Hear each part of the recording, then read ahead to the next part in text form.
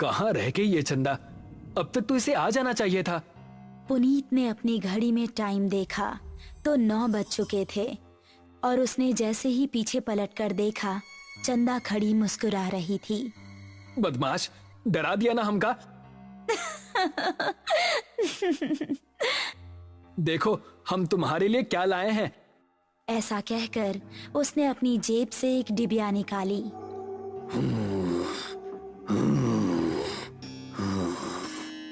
तभी उन दोनों को किसी के सांस लेने की भयानक आवाज सुनाई दी। कौन है? ठीक सामने बरगद के पेड़ के नीचे उनको किसी आदमी का अक्स नजर आया। कौन है? सामने आओ। ये सुनकर भी वो आदमी सामने नहीं आया और जोर जोर से सांस लेने लगा। अभी देखते हैं कौन ससुरा है। ये कहकर पुनीत उसके पास जाने लगा। जैसे ही पुनीत उसके पास पहुंचा, उसने भी 2 कदम आगे बढ़ाकर पुनीत का गला पकड़ लिया। उसको देखकर पुनीत और चंदा दोनों का दिल दहल गया।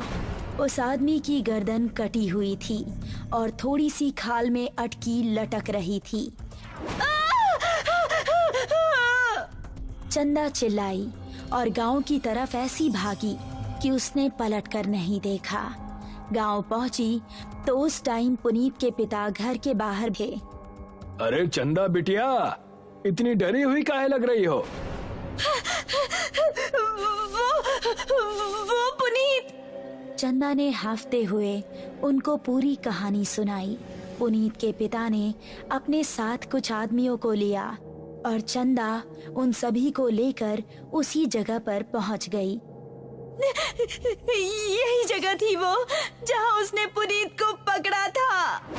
उन लोगों ने इधर उधर नजरें घुमाई तो कोई आसपास नजर नहीं आया। तभी चंदा की गर्दन पर ऊपर से कुछ टपका। उसने हाथ लगाकर देखा तो वो खून था। पेड़ की डाली के ऊपर पुनीत की बिना गर्दन की लाश टंगी हुई थी और उससे खून टपक टपक कर नीचे गिर रहा था। शहर से दूर एक छोटा सा गांव सरूपुर। रात के समय सभी अपने अपने घरों में आराम कर रहे थे। बाबूजी, हम जरा अपने दोस्त महेश से मिलकर आ रहे हैं। उसकी तबीयत जरा ठीक नहीं है ना? ठीक है, लेकिन जल्दी आना। जी बाबूजी। ऐसा कहकर वो खुश होता हुआ घर से निकल गया। आज तो सारे दोस्त मिलकर मस्त पार्टी करेंगे, मजा आ जाएगा। जंगल का रास्ता पकड़ लेता हूँ, जल्दी पहुँच जाऊंगा। अभी वो जंगल में आगे बढ़ ही रहा था कि पीछे से उसको आवाज आई। अकेले ही पार्टी करने जा रहे हो? हमका साथ लेकर नहीं चलना है क्या? अरे अर्पणा और दिव्या, तुम दोनों क्यों हर बार हमारे पीछे पड़ जाती हो? हमका साथ लेकर चलते हो कि बोले अभी तुम्हारे बाबूजी से? अरे नहीं नहीं मेरी माँ, चलो मेरे साथ। थोड़ी देर चलने के बाद वो तीनों एक जगह पहुँचे जहाँ रामू और महेश बैठे हुए थे। अबे ये क्या, तू फिर से लड़कियों को साथ ले आया? क्या करता है यार, हर बार की तरह इस बार भी धमकाने लगी थी दोनों। अब क्या करें, हम दोनों को भी अब पार्टी की आदत पड़ गई है। चलो थोड़ी सी शराब पी ली जाए। उसने पास ही रखी बोतल खोली और गिलासों में शराब पलटने लगा।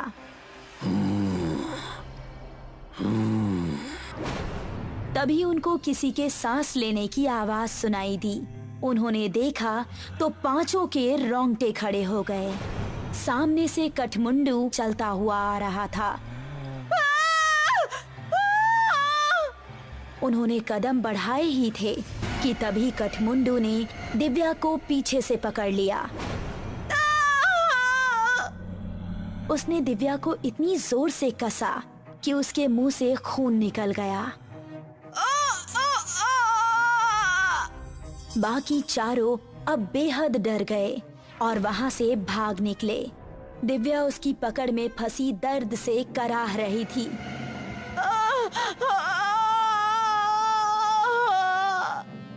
उसने दिव्या को जमीन पर धक्का दिया और उसके ऊपर आ गया।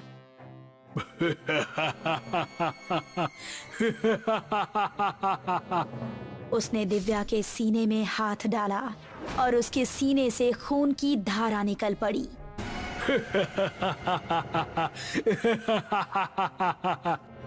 बाकी चारों इतना डर चुके थे कि उनको खबर भी नहीं थी कि वो किस दिशा में भाग रहे हैं।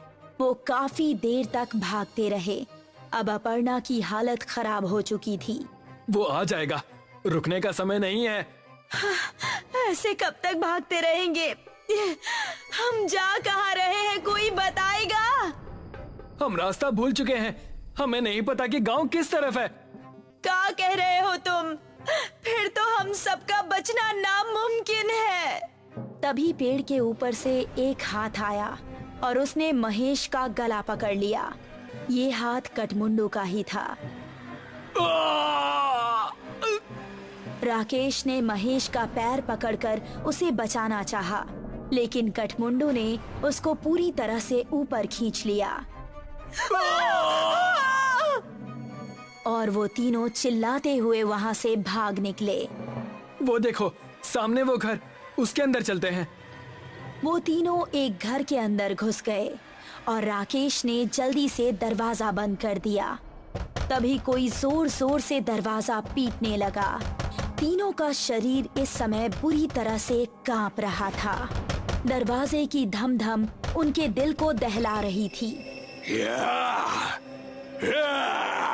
तभी खिड़की से कठमुंडू का एक हाथ अंदर आया और उसने अपर्णा का हाथ पकड़ लिया।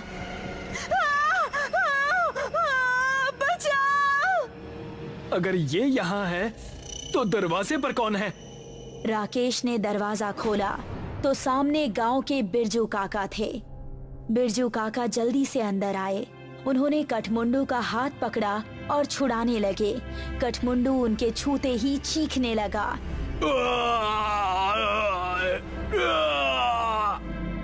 वो चीखता चिल्लाता हुआ वहाँ से भाग गया। तुम ठीक तो हो अर्पणा? मैं ठीक हूँ, शुक्रिया बिरजू काका। तुम लोग यहाँ करने क्या आए थे, वो भी इस समय? हमसे गलती हो गई बिरजू काका, लेकिन ये कौन है और आपको देखते ही वो भाग कैसे गया? ये कठमुंडू है। ये सुनकर वो तीनों एक दूसरे का मुंह देखने लगे। बहुत सालों पहले हमारे गांव में एक डाकू पल्लव सिंह का बड़ा खौफ था। गांव में एक बूढ़ी औरत रहती थी जिसका एक ही बेटा था। उसने धूमधाम से अपने बेटे की शादी की। शादी के अगले ही दिन डाकू पल्लव सिंह ने हमला बोल दिया। उसने पति और पत्नी दोनों को मार डाला और सारे गहने लूट लिए। अपने बेटे और बहू को मरता देख बुढ़िया तड़प उठी। पल्लव सिंह, जिस सोने के लिए तूने मेरा परिवार उजाड़ दिया, यही सोना तेरे लिए अभिशाप बन जाएगा।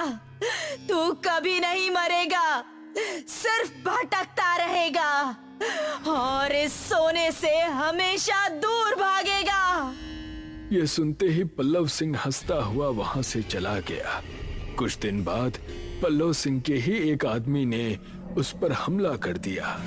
वो उसकी जगह सरदार बनना चाहता था, लेकिन पल्लव सिंह तलवार के हमले से भी नहीं मरा। उसकी गर्दन आधी ही कटी और थोड़ी सी खाल में अटक कर रह गई। उसने अपने सभी साथियों को मार गिराया। उसने अपने उंगलियों में जितनी भी सोने की अंगूठियां पहनी थी वो गर्म होने लगी और उसके हाथ जलने लगे। बुढ़िया का श्राप अब शुरू हो गया था। उसने सभी अंगूठियां उतार फेंकी और जंगल में भाग गया। तब से अब तक वो जंगल में ही रहता है। मेरे छूने से वो इसलिए भाग गया क्योंकि मेरे हाथ में ये सोने का कड़ा है। ये कहानी सुनकर वो तीनों हैरान रह गए।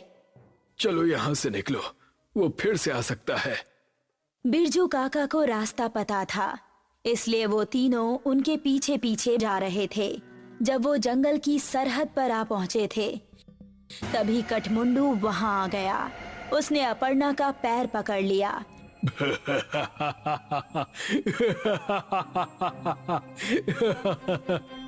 तभी राकेश ने बिरजू काका के गले पर नजर डाली। उनके गले में एक सोने की चेन भी थी। उसने चेन को उनके गले से उतारी और कठमुंडू की टूटी हुई गर्दन में डाल दी। उसने चेन को गले से उतारने के लिए जैसे ही छुआ तो उसके हाथ भी जलने लगे।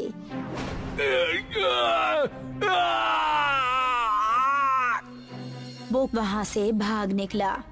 उसके बाद वो चारों गांव के अंदर ही जाकर रुके।